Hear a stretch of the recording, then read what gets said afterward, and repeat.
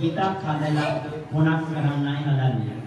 ඔය හිතන්නේ අපි එක පැත්තකින් දාන වලදලා අපස්ථාවෙන් ඉන්නවා විශාල පිරිසක් දාලා මේ ඊළඟ කොටසට සම්බන්ධ වෙන්න නැතිව ඒ අය ඉන්නවා.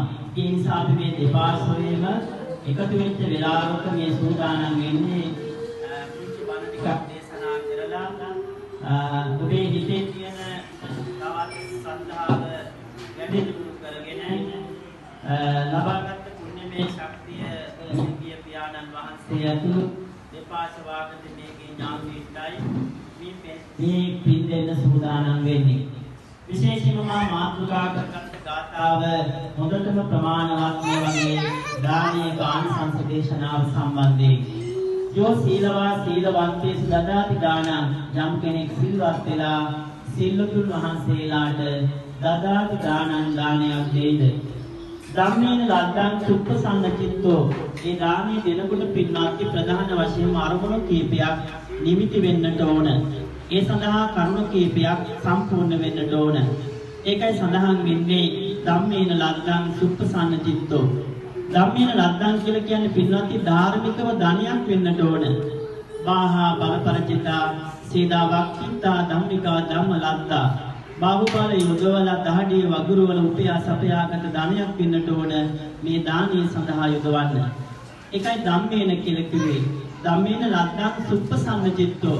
අපි ඇත්ත බොහොම හරි දක්ෂයි පින්නත්ටි විශාල වශයෙන් මුදල් වැය කරලා පින්දහම් කරන්නේ. හැබැයි හිතේ සතුටක් ඇති වෙන්නේ නැහැ. ඔබ අහලා තියෙනවද අපේ දේශනාවේ සඳහන් වෙනවා අදින්න පුබ්බක පිළිබඳ අපි උසස් පෙළ දරුවන්ට කියලා දෙන පාඩම. ඒක අදින්න පුබ්බක කියන්නේ නොදෙන්න ඉඳලා නොදුන්නින්ද ජනප්‍රිය වුණා. හැබැයි අදින්න පුබ්බක යමක් සංසාරේ දුන්නා. හැබැයි දීලා සතුටුුනේ නැහැ.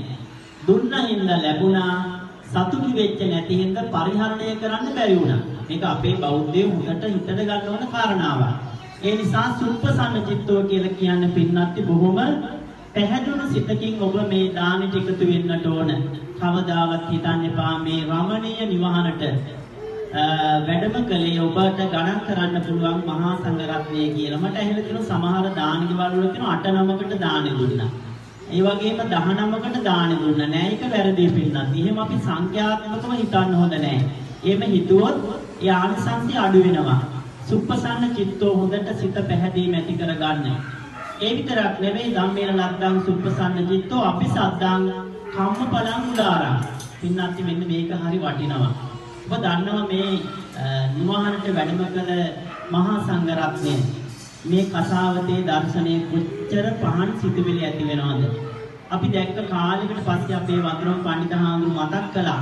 අපේ පදුමහාඳුරු මතක් කළා. ඒ තමයි කාලයකට පස්සේ අපට දවුල් නාදයක ශබ්දය ඇහුණා. ඒක ශබ්ද පූජාවක් බුදුහාමුදුරුවන්ට. පාවාඩ මතින් ඒ නිරුත්තර පිංකිත මහා සංඝ රත්නය බොහොම සංසුන්ව වැඩම කළා. හරි ලස්සන දර්ශනයක්. මුතුගුඩ සෙවණ යටින් අපේ හාමුදුරු දන්ත වැඩම කළා. මේ පින්කම දිහා බැලුවාම පේන්නේ හොඳ පුරුද්දක් ඔය ඇත්තෝ පින් කරලා තියෙනවා.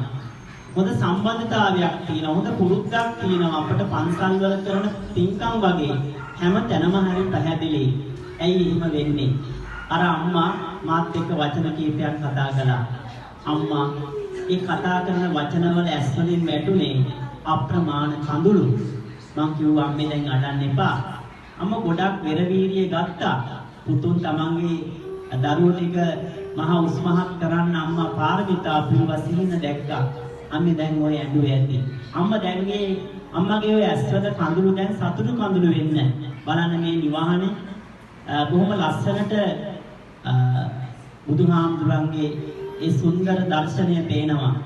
ඒ පැත්තේ සබාදහමේ සුන්දරත්වය අපේ මේ නිවහනට අරන් ඇවිල්ලා තියෙනවා. පින්නන්ති නිවහනක් කියන්නේ, ගියක් කියන්නේ ඒ අයගේ හදවතක් වගේ, ඒ අයගේ ජීවිතේ පොතක් වගේ. ඒ නිසා ඔය අතන් ජීවිත පිළිබඳ අපට හොඳට කියවන්න පුළුවන්. ඒ නිසා ධම්මේන ලද්දං සුප්පසන්න චිත්තෝ අபிසද්දං කම්මපලං උලාරං. දානේ කියලා කියන්නේ කම්මපලං සග්ගලිත්වා දීයති දානං. දානේ කර්මඵලය සහ කර්මය සහ කර්මඵලයේ විශ්වාස කරගෙන දීමනාව තමයි දානය කියලා කියන්නේ. අபிසද්දං කම්මඵලං උලාරං තං වේදානං කුල්පලන්ති භූමි. දෙව්ලොව දිව්‍ය සම්පත්, මනුෂ්‍ය ලෝකයේ මනුෂ්‍ය සම්පත් ලැබෙන මහණීය පුකම.